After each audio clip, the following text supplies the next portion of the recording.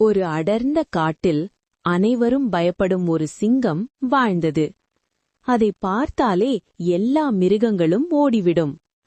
ஒரு நாள் அதே காட்டில் ஒரு சின்ன மான் அமைதியாக தண்ணீர் குடித்துக் கொண்டிருந்தது.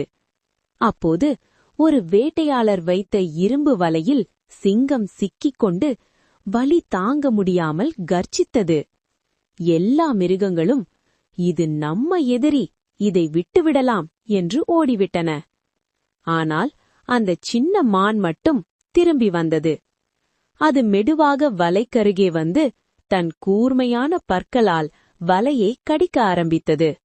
சிங்கம் ஆச்சரியமாக கேட்டது, "நீ ஏன் என்னை காப்பாற்ற?" மான் சொன்னது, "நீ பெரியவன், நான் சின்னவன். ஆனா கருணை அளவால் அளக்க முடியாது." வலை உடைந்தது. சிங்கம் விடுதலை அடைந்தது. அன்றிலிருந்து அந்த காடு ஒரு உண்மையை கற்றுக்கொண்டது. என்னன்னா, உண்மையான வலிமை அமைதியான கருணையில்தான் உள்ளது.